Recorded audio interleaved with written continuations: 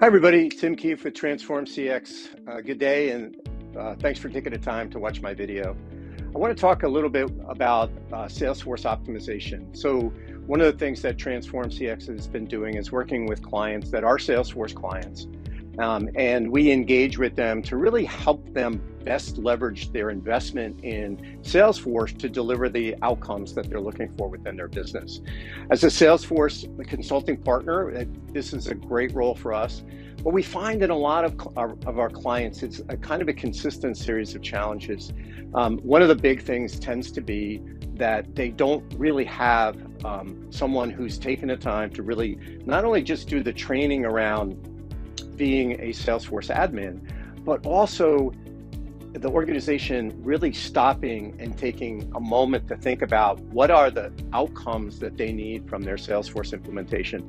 And of course, Salesforce very often is not the sole part of a technology stack that's supporting both the marketing and sales elements of a particular client. One of the things that we see with our clients is that they'll have a different product running on the website to capture leads that's feeding Salesforce. They'll also have Google Analytics and tagging that are managing or helping them better identify campaign success.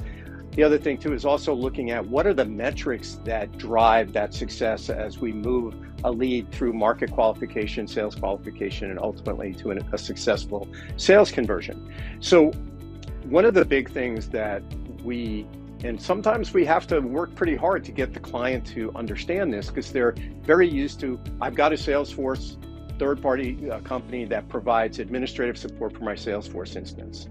Great. How does that work? Well, they get a whole bunch of different people within the organization who are dependent on Salesforce, submit their requests to this individual or to the company, and those requests then get executed against. That could be modifying an object, it could be adding additional fields, it could be building a dashboard or a report.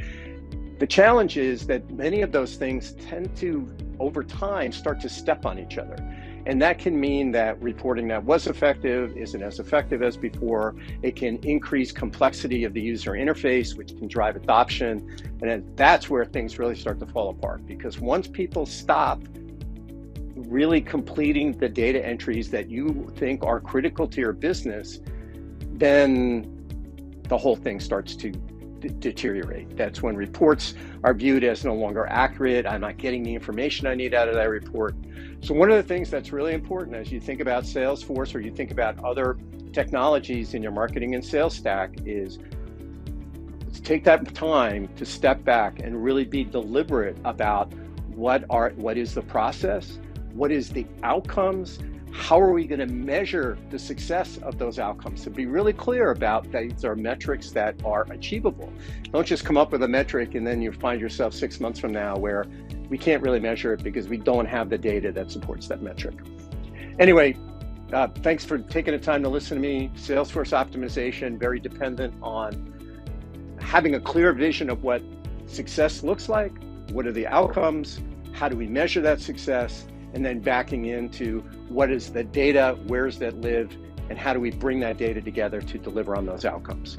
Again, thanks for taking the time. Tim Keefe with Transform CX.